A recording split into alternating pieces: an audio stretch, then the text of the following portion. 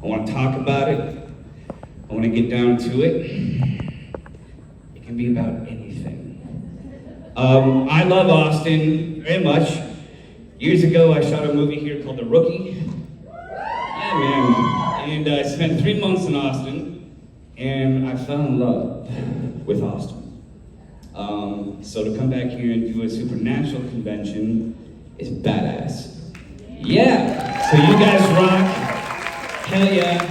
Thank you for coming out to hang out with me today. And let's rock and roll, man. Questions, comments, concerns, you know, anything goes.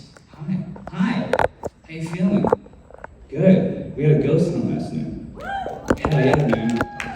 Where are my attendees for the ghost hunt? Hell yeah. That was a good time. That was a real good time. You know, if you're looking for a haunted place to go have some amazing Indian cuisine, go to the Clay Pit. It's downtown, it's like 7 minutes from here. And I was so amazingly, pleasantly surprised at the action that we got last night. I'm looking at you, at the action that we got last night. At the action that we got last night, something I will play for you at some point. I have it was kind of like a hiss, maybe, sound that we got. The owner was like, what, really? I'm like, yes, sir. I'm like, back off, man, I'm just a scientist. Okay, let's start. I feel like there's questions. Hi. Hi, I'm Winter. My question is, have you ever actually heard, like, I don't know, voices with ghost hunting? Yes.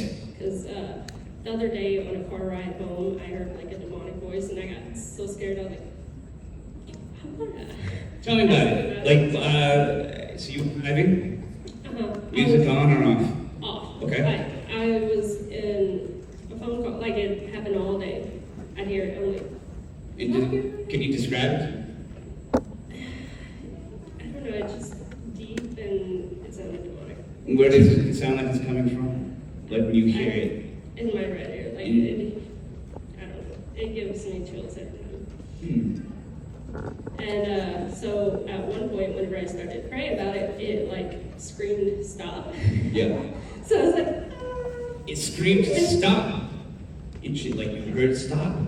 Like I heard it scream stop in my ear, and I was like, I don't know what that means. I don't know either.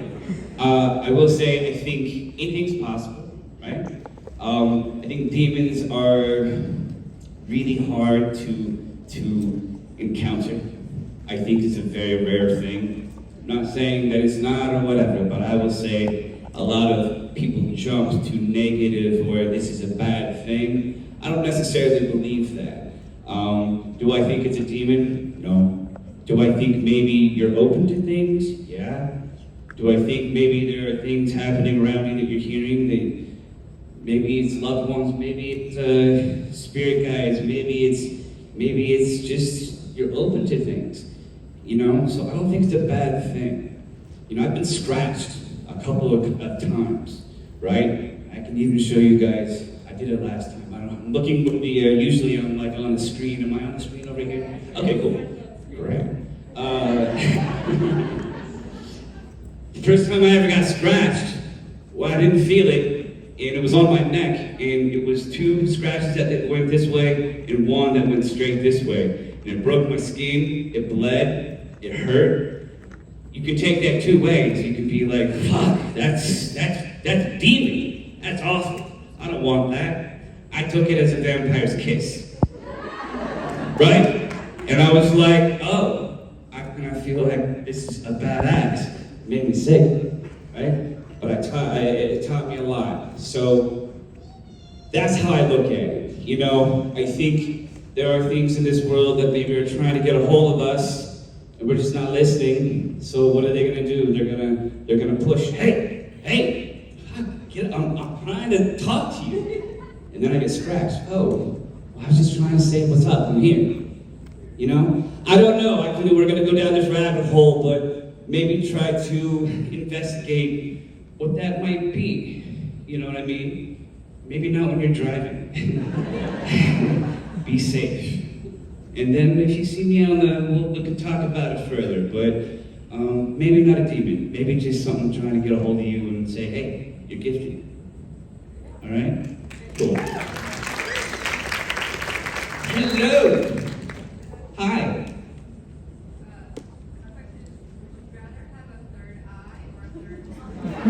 A third eye or a third arm?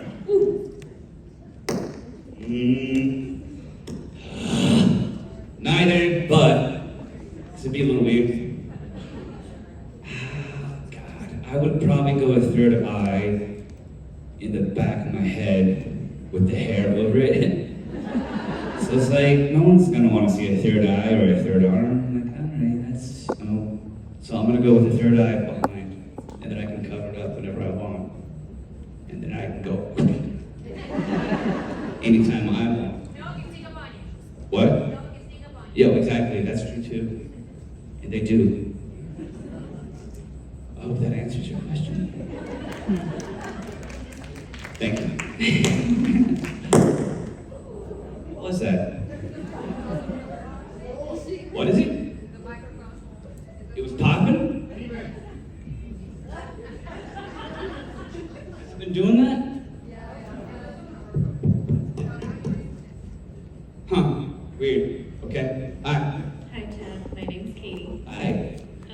So I used to watch Ghost Stalkers, and there was one episode, I think you were in a school, and the kids really liked you, and they were like rolling a ball to you, but they hated John, like every episode. Yeah.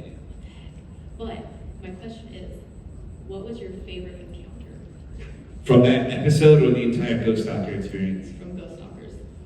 Amazing. Thank you for asking that. Ghost Stalkers is a series that I was on, Destination America, like 10 years ago. You can find it on Amazon should you want to go take a look and watch it. It's called Ghost Stalkers, and I love that we're heading towards the paranormal right now. It's this is the real supernatural, for God's sake. They put me and John in these really scary, effed up locations overnight. I would go in one night alone, and John would go in the other night alone, and it would be absolutely terrifying. I'd go in with a couple cameras and a flashlight, and that would be it. We did 6 locations, 3 of them back to back to back, and then 3 others back to back to back. So when you see me, I am haggard and like been through it. The most memorable, so many, I'll go with this because it was a 2-banger, and you can all see this. Everything I'm telling you, you can see happen. What stories do I go with? Okay, we'll go, okay. So I'm in it's a place in Baltimore. It was an asylum, I believe. Back in the day, huge sprawling location. I'd been in there all night, and I was in the most haunted building by myself. It was called the W building.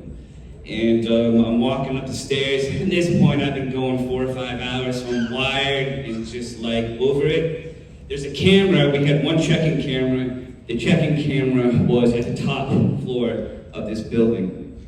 So I was making it that way, and then John Tenney, who's been doing this for 30-odd years, devoted his life to all the weird shit. He's in the RV, and he can see me through a camera there with the checking camera. I go up to the 2nd floor, and I'm coming around the corner, and it's like this women's locker area, but it's like haunted, it's like abandoned, it's like, right? And I walk in, and then, like, right in front of me, I hear and it's a woman laughing in my face. Not through a device, a disembodied voice. A disembodied voice is like how I'm sounding right now, how you're sounding right now. It's an actual voice coming out of nowhere, and it literally knocked the wind out of me. It knocked me about 10 feet back. And I go, thank you! I was terrified, right? Thrilled and just frozen. People think, oh, you run out. Nah, it's not like that. You freeze. You're in shock. Your body's trying to catch up with what you just encountered because that's not normal. So I hear the woman laugh in my face, and deal with that for a while, and I may get the courage to head on upstairs. And I go upstairs, and pretty on edge at this point. And I'm like, if there's anybody here, blah, blah, blah, you know, please and thank you. And then I hear this cliche, cliche ghost moan, right? In that moment, I turned the camera and I literally made this face. And I remember looking into the camera at this moment and I'm like, what the hell is going on? You're insane! And I was frozen. And I literally said, thank you! Because I think we should thank them, right? We don't know what's happening. You just reached out and tried to communicate with me. Yet I can see you, I can feel you. You'll never forget when you hear a disembodied voice. It'll shock you in time. So yes, after all that, hearing two disembodied voices back to back, which is a lot, I decided, all right, it's time to fucking leave and go back outside. And as I do, again, you can see this on the show, we also had these green lights in a dark room. And the intention with that is in case anything moves across, we can see it, right? So I had these green lights going, and they were going this way. You see me flip out, and I leave. As soon as I leave, in the corner, you see this creature hobble out behind me and follow me out. So, I don't know. Among many, that was one of the craziest things. Yeah, but they never liked John Tenney. They would scratch John Tenney. They would get mad.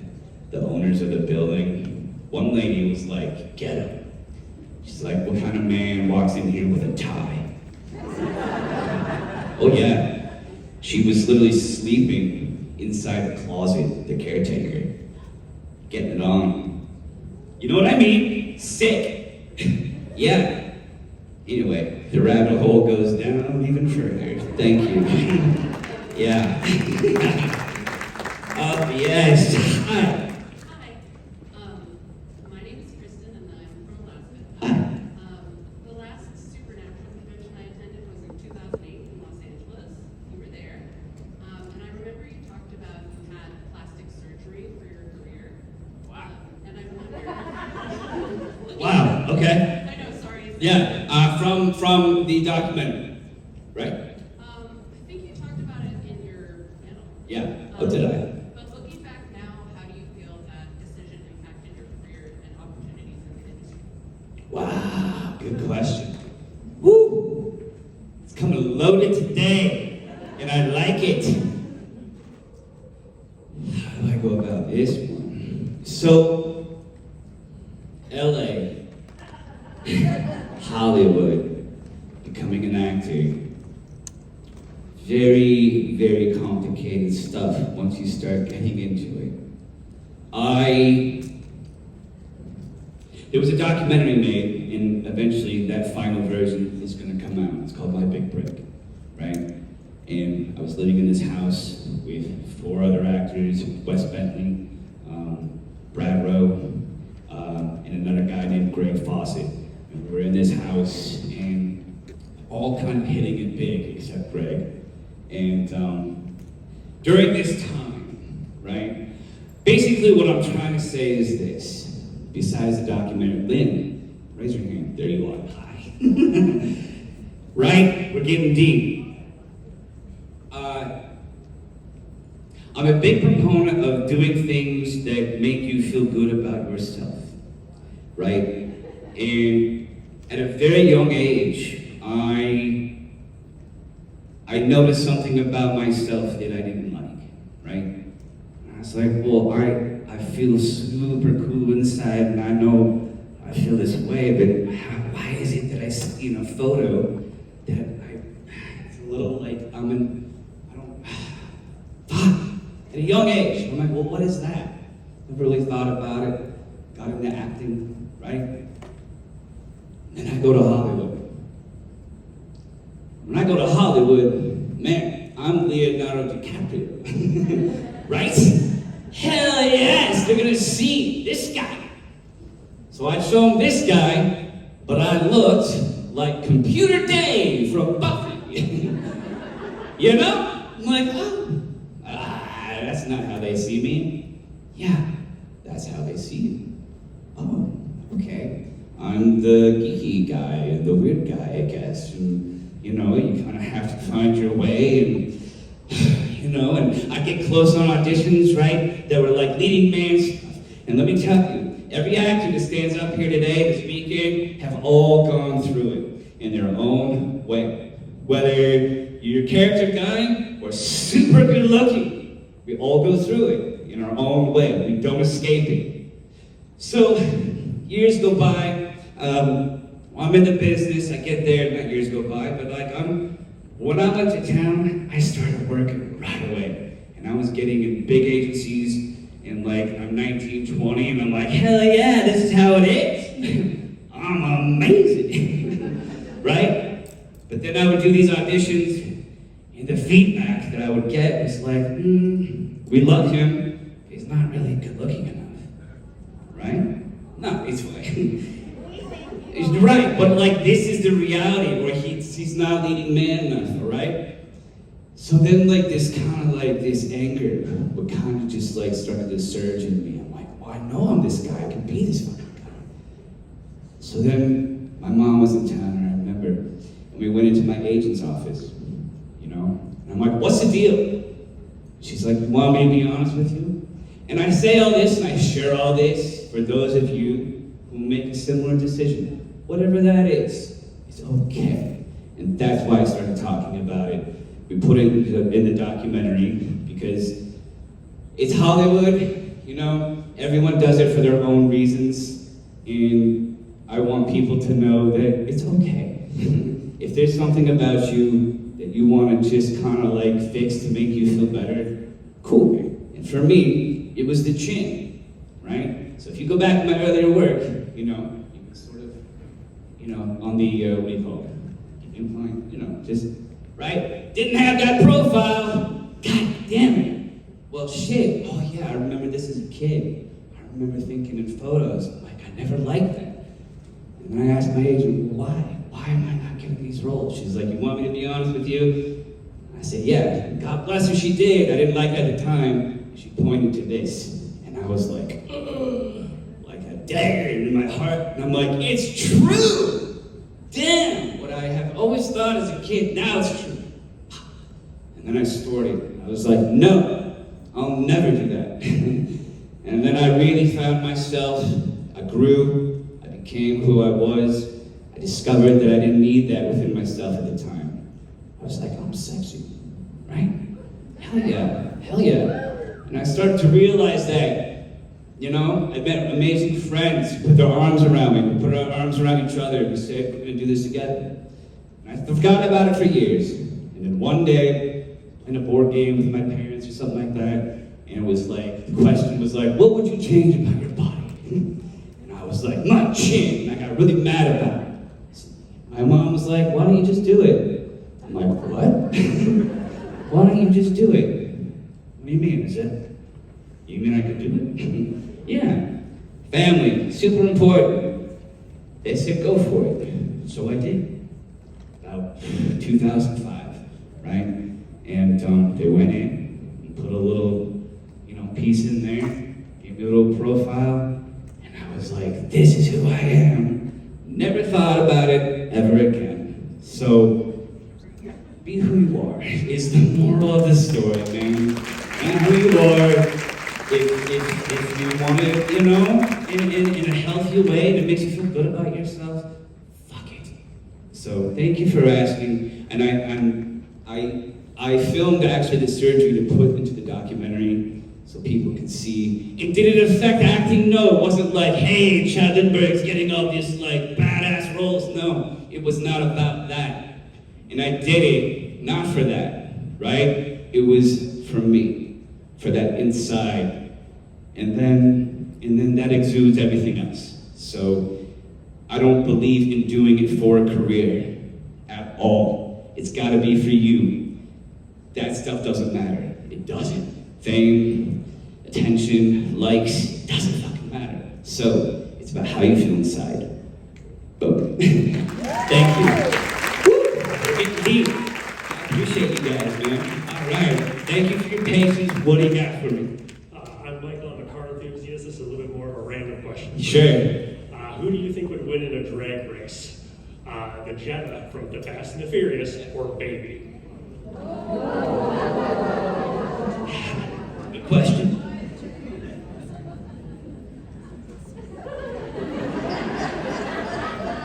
I'm gonna go with Baby by a millisecond.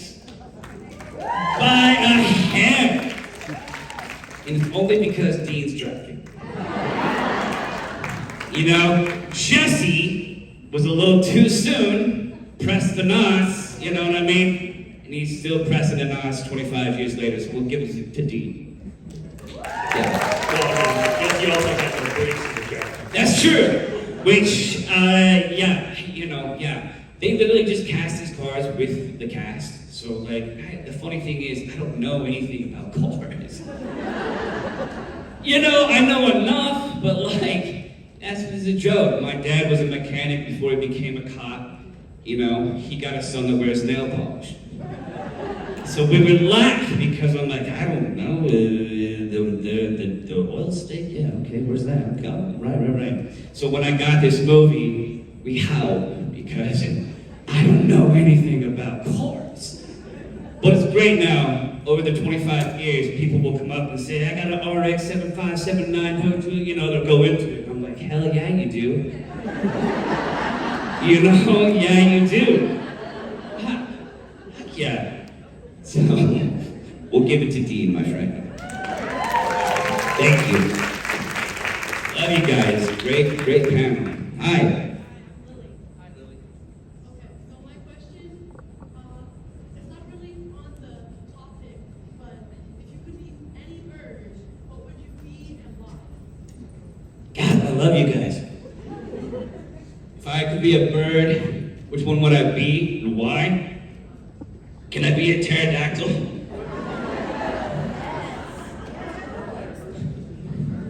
Yeah? Okay. I would be a pterodactyl because seeing that, we would literally shit.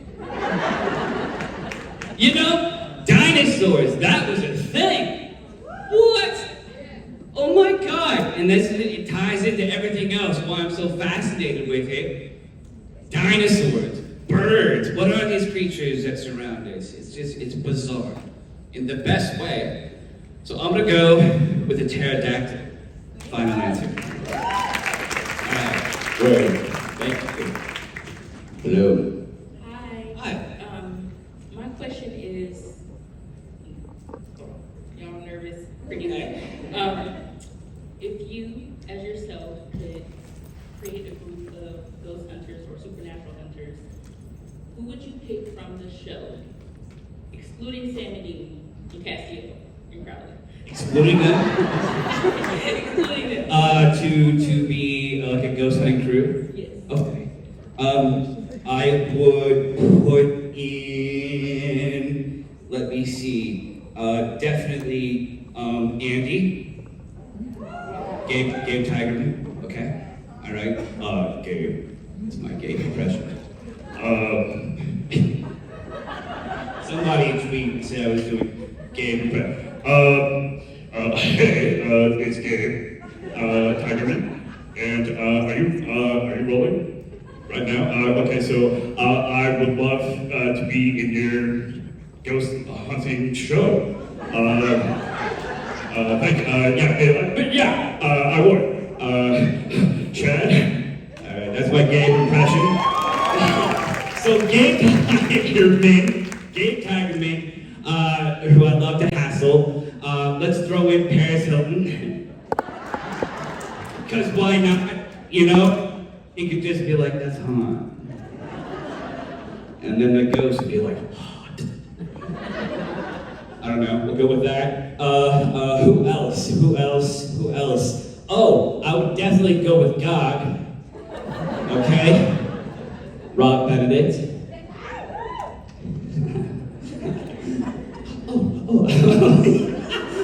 try to go into impressions of everybody. And then, of course, I would put Kim Rhodes. Kim Rhodes.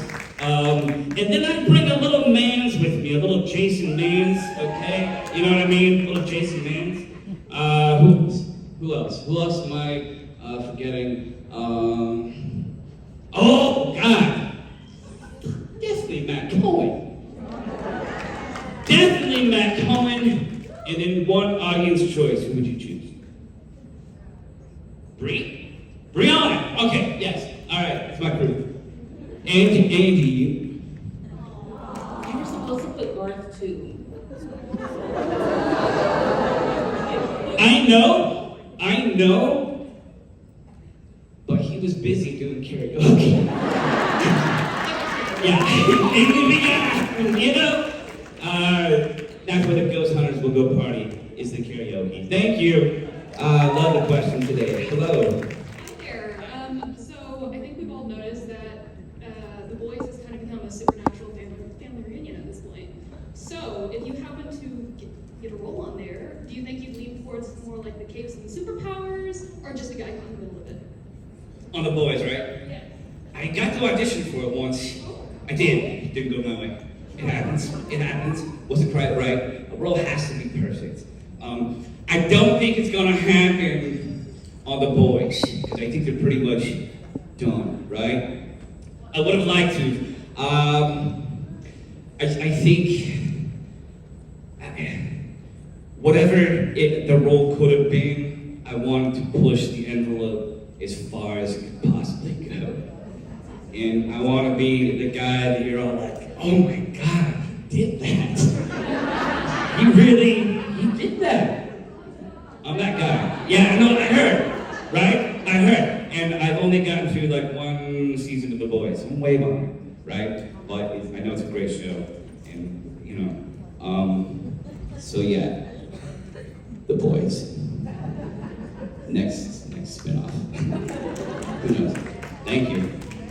Hi. Hi, my name is Nora. Hi. My question is, do you think demons walk among us today? Great question. Yeah. I think it all walks among us. I think angels walk among us. I think demons walk among us. I think weird shit walks among us. I think aliens walk among us. I think cryptids, Bigfoot, everything walks among us. I think we walk among us. We're, in my opinion, the aliens. We're strange, and we all think this is normal. We're all on our Twitters and our emails, and we're like, you'll never believe what Bob said to me. And it's all horseshit. It's much deeper than that, and it trips me out, right? Goes back to dinosaurs. What the hell was that? If we all saw a dinosaur, we would be like, what? You know, we would flip out. We don't know how to handle that. You fast forward a bunch of millions of years, and now you got this. What the hell is that? We all think we know what the hell's going on. We don't know shit. If you think you know, you know nothing. You know nothing, Johnson. No, yeah. Yeah, I think demons exist, but I think it's a rare thing. I don't think it's like people are just walking around seeing demons and, you know, do I think it happens? Sure, I think there's so many weird things that we don't give credit to. And if we step outside of ourselves, that's why I love doing the ghost hunts and whatnot, because it's like, it's real. I don't know. And I love to try to like just peek the curtain, behind the curtain just a little bit. And then as soon as I do, it changes, you know? So, I believe in all of it. Yeah. Yeah, thank you. Hello. My name is Elena. Hi. So, a few years ago, my ex-partner at the time, honestly, was at my house, and they woke up and they were like, okay, I had a dream that my sister was here at your house, and then pointed out the window and was like, there's something outside, and it wants to hurt you. And I was like, thanks, this is my house. Really appreciate that. And a few years later, my brother was like, hey, I think there's ghosts in your room. I used like your little pendulum, and there's ghosts in your room. And someone broke in through your window, and that's one of the ghosts. I'm like, thanks, Ty. I really appreciate that. That's really awesome. So, have you ever had any like ghost experiences that have sort of pushed into dreams or anything like that that freaked you out? Yes, a great question, and that will lead me to, can we zoom in on a photo? So I don't know if we can figure out how to get this photo up on the screen maybe. Is that possible? We did it last time. Thank you, brother, thank you. So I was at a place called Malvern Manor, and stayed 2 nights in this place. So effed up, this place. Woo! One of the scariest places. It's in Iowa. 2 weeks later, a week and a half later, I go back home, right, to my apartment. This whole time at this place, I'm pressing buttons. I'm like, push it, let's go. I want to see some shit. It was scary, but nothing outright happened. Got home a week and a half later. My mom was visiting, my dog, there it is. I went to bed that night and said goodnight to my mom who was visiting. My little dog sleeps with grandma when grandma's in town. I went to bed, took a bath, and I had this dream. And in my dream, I was like, this is getting scratched. And I was like, nah, that's crazy shit. It's kind of like, when you're groggy and kind of like, so all through the night, I'm just like getting Freddy Krueger. And I'm like, this is impossible. Deep sleep, forget about it. Go into a deep sleep, wake up the next morning, kind of forget about it. And then I wake up and I pull up my shirt and I got that and whatever scratched me in my dream. In my dream. Look at this. Look how far that goes all the way down my chest. Look how close they are together. No matter how much you scratch with human hands, the most pointy fingernails in this room, I do that. Look how close they are together. And it burns, right? Thank you. So but there's this little extra part of this story. So when this happens, thank you. This happens and pretty much rocks my world. My mom was there, thank you, sir. My mom was there to confirm that she did not see that the night before. I went and took one of those salt baths. That would have burned like hell. Wasn't me. How could it? I've shown it to every colleague in the paranormal. They can't tell me how that happened. Went to another location, brought it up on the Phasma box, which is a real-time spirit box, right? And at this location, I was like trying to get scratched. Not in a bad way, but I'm like, break the skin. Show me how you can do it, right? That's my vibe. Let's go. And then it responded, and it goes, in your dreams. I don't know. So yeah, they definitely can visit in dreams. I think loved ones can also come in dreams. I think we can also predict things in my dreams. I dreamt about my dad's death and how it happened a month to its day. I told my mom about it. I don't know. So dreams are very, very powerful. And how I was able to get scratched like that, I mean, we're talking all the way down my chest in a dream. That's wicked shit. Boom. Thank you. Oh, we're bringing the heat. Hi. Hi. Okay, so the entities that we refer to as mimics, have you ever experienced them before? Yes, I think so. Because there'll be a lot of times in when I'm doing these investigations, especially through the Phasma box, they'll mimic my voice. And people will be like, that sounds just like you. Or it'll mimic my girlfriend's voice, or it'll mimic somebody's voice. I've seen it time and time again, and I don't know why they do it, but yeah, they like to mess. Yeah, I've had my sister and I back and forth. We clean for my dad, and we'll be in like Airbnbs by ourselves, and And I'm like, why is this not coming clean? And so, she walks away and she's like, well, maybe it has something to do with our bodies being 95% water. I'm like, what in the hell does that mean? So she's in the other room and I come in, I'm like, what do you mean? She's like, what are you talking about? And I'm like, I just asked you, I'm doing this, and what the fuck does 8% body water, what? And she's like, I thought you were talking. I thought you were asking me that. And I'm like, okay, no. So then, a few weeks later, we're doing the same thing. Somebody says something, and we hear a laugh. She's in another room, I'm in here, we're kind of talking, I come around, I'm like, did you just laugh? It really sounded like you. And she's like, no, I thought you were laughing. She's like, I think you're messing with me. There's no way. I'm like, no, I swear on my son. Like, this is a thing. Don't know what's going on. We've got other stuff following us right now. So yeah. Same house? Oh no, it's like it follows us. It's been at her house, mine, all the properties. Has it been happening for years?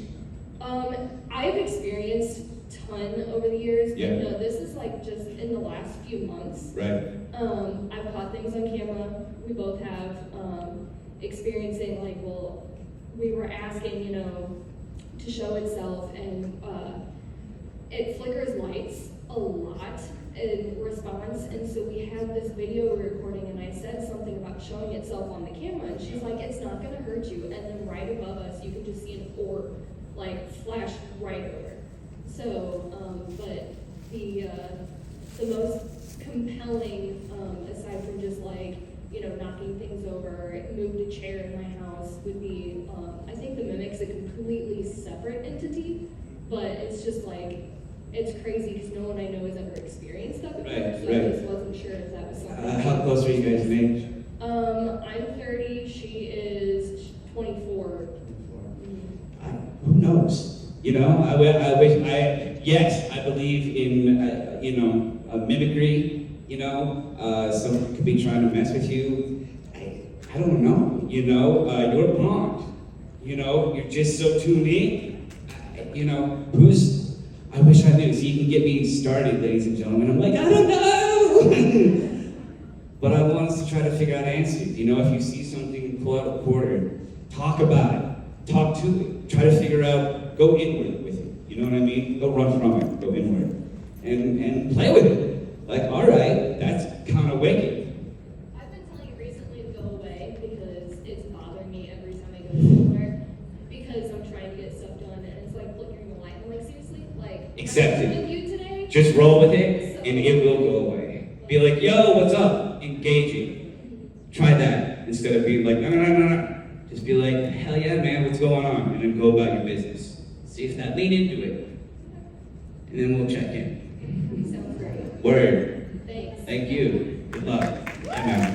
Hi. I'm Jessica from Oklahoma. Hi. My favorite film you were in was October Sky. Thank you. What was your favorite film you've ever worked on? My favorite film that I've ever worked on, I love them all for different reasons.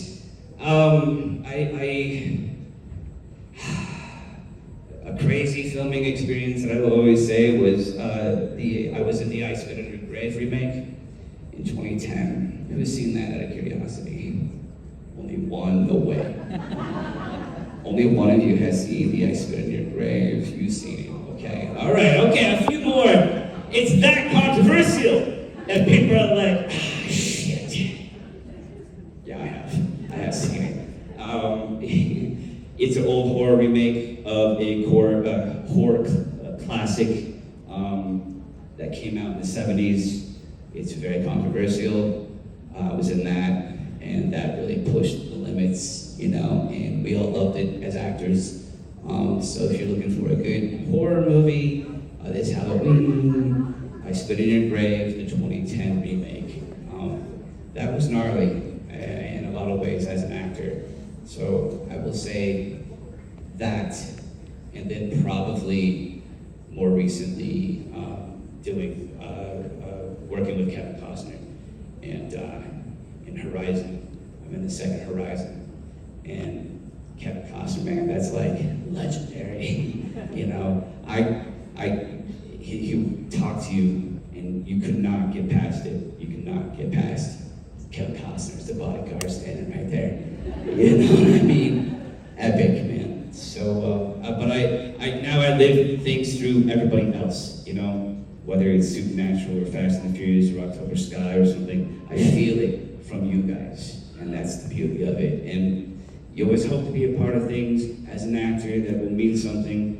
And I don't know how, but I've been a part of some of these projects that have gone and just like, you know, and that's one of them. That was my first studio movie, and I was barely 21, and I was like, no, you know, no one's gonna see this. That was my thinking for a long time, including the Fast and the Furious. Mom asked me if, hey, we should have a small screening at home from a small town in Washington with friends and family. I said, Mom, no one's ever gonna see this film.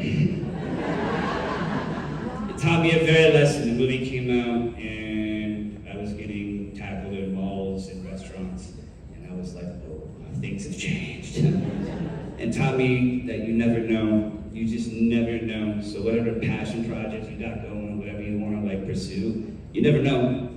You know, sometimes you get surprised. And now I can't imagine my life without it, with any of these projects. So, thank you. Hi, my name is Justin. Thank you for your work. Oh, thank you. My question is, in your honest opinion, what was your most fun experience? Was it Fast and the Furious filming, or was it Supernatural filming? Sure.